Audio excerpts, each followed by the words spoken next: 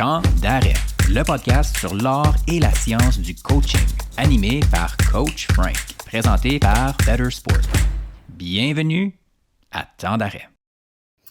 Le but principal de la thèse à la base, l'idée vraiment basic quand j'ai commencé mon doctorat, c'était que je voulais étudier les processus cognitifs, donc le traitement de l'information, fait qu'effectivement la prise visuelle, la prise d'information visuelle, puis comment ça se transforme en décision. Je voulais comparer les athlètes qui ont une charge décisionnelle sur le terrain avec les autres athlètes du même sport. Parce que on parle d'athlètes experts, mais moi, de la même façon que tu disais tantôt, on ne me vendra pas l'idée que tous les athlètes experts ont la même expertise. Fait que ça c'est assez intuitif, mais de regrouper dans les études les athlètes experts entre eux en disant, j'ai un groupe d'experts que j'ai comparé avec des novices. Ouais, mais tes experts, ils ont des spécialités. Puis l'idée de base là-dedans, c'était de comparer le profil cognitif de joueurs qui ont une responsabilité décisionnelle, prenons le quarterback, le corps arrière au football, avec les autres, les joueurs de ligne, donc les joueurs qui n'ont pas de responsabilité décisionnelle. Puis, ou en tout cas moins de responsabilité décisionnelle sur le développement du jeu. Ça me prenait un sport où c'est facile à identifier. C'est-à-dire qu'au hockey, parfois, le responsable de la prise de décision, ça va être le défenseur gauche, puis dans d'autres équipes, ça va être l'ailier droit. Au basket, c'est souvent le post guard. Je ne sais même pas le nom en français. Le point guard, excuse-moi, le point guard.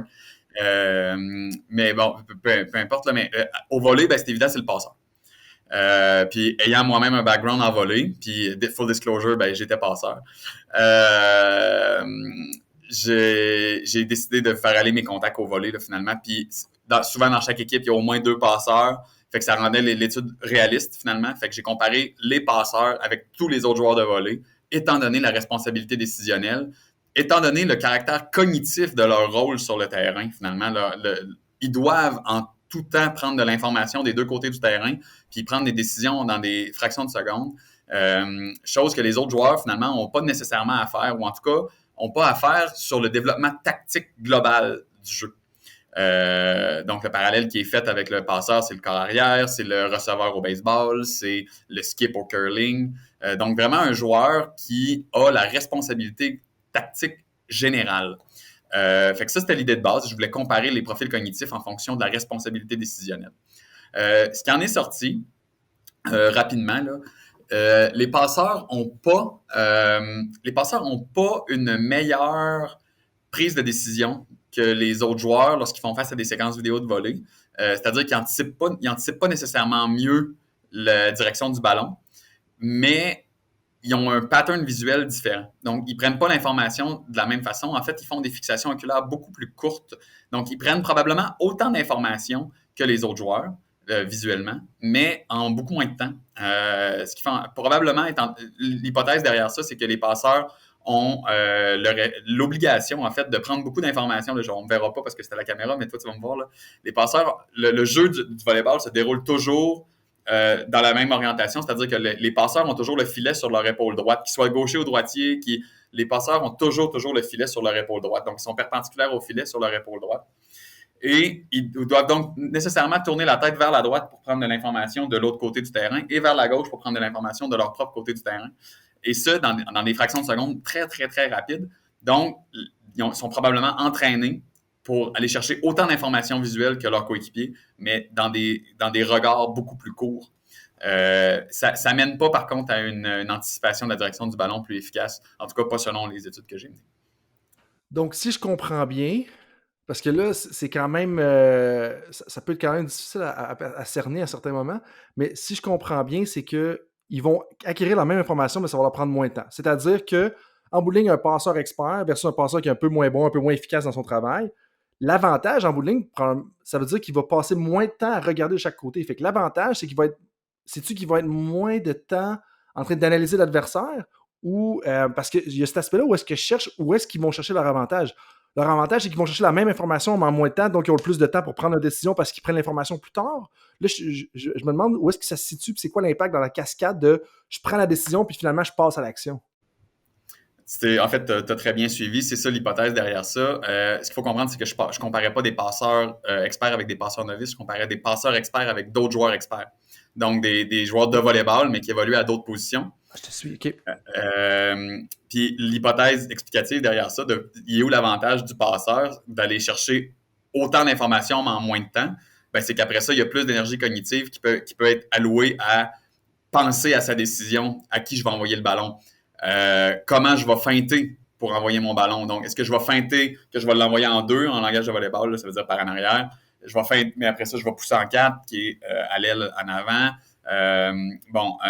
Donc, l'hypothèse, c'est le passeur a développé ce réflexe-là que les autres joueurs n'ont pas eu besoin de développer, d'aller chercher autant d'informations, mais en moins de temps, pour conserver de l'énergie cognitive et du temps pour préparer et éventuellement exécuter sa décision, c'est-à-dire à qui je vais envoyer le ballon. C'est vraiment intéressant parce que ce que tu dis revient à ce que tu as tendance, ou je pense des bons termes, même la charge décisionnelle ou la charge de prise de décision ou quelque chose dans ce genre-là, où est-ce que ça permet à l'athlète de mieux se concentrer sur la décision tactique optimale à prendre. Donc, si, exemple, on enseigne à un défenseur au hockey ou justement un secondaire de ligne au football à regarder 3 choses en même temps, qu'il y a 3 éléments qu'il doit prendre en considération, on augmente sa charge, donc après ça, il y a moins d'espace cognitif, là c'est ma vulgarisation, pour justement prendre la décision optimale. Fait qu'on aurait intérêt à réduire, là c'est moi qui décide ça, puis je veux en fait t'entendre là-dessus, si je comprends bien, on aurait intérêt à réduire le nombre d'informations et le nombre de points de collecte de données, si on veut, en termes scientifiques. Je ne sais pas si on aurait avantage à réduire le nombre. Ta logique est bonne. Je ne sais pas, mais je sais pas si on aurait avantage à réduire le nombre d'informations, mais en tout cas, peut-être le temps passé sur chacune des informations. Donc, cibler à l'intérieur des informations où est l'information la plus pertinente. Donc, sur un joueur adverse, est-ce que c'est le genou, par exemple? Mais surtout, j'aurais tendance à réduire le nombre de cascades décisionnelles. Donc, ce que tu parlais tantôt, là, le si alors, c'est pas réaliste en situation de match. C'est pas comme ça que il y a certains modèles de prise de décision qui sont faits comme ça, mais ils s'appliquent pas, ou en tout cas très mal à la situation de sport, surtout en sport collectif. Il y a des modèles qui s'inscrivent dans le naturalistic decision making. Là, je vais peut-être un peu à l'avant, mais dont le Recognition Prime Model, le modèle de la reconnaissance amorcée, qui lui prévoit des reconnaissances de typicalité. Et là, si je reconnais une situation comme étant typique, c'est-à-dire que je l'ai déjà vécue, ou elle ressemble suffisamment à une situation que j'ai déjà vécue, je vais enclencher l'action qui fonctionne typiquement. Je ne me pose même pas la question. Mais le modèle prévoit aussi 2 autres variantes pour lorsque j'ai besoin d'allouer plus d'attention. Et là, c'est de prendre un step back, c'est de dire, bon, j'accepte que je vais peut-être me faire battre à tel endroit parce que cette situation-là, je ne la reconnais pas. J'ai besoin de plus d'informations avant de prendre ma décision.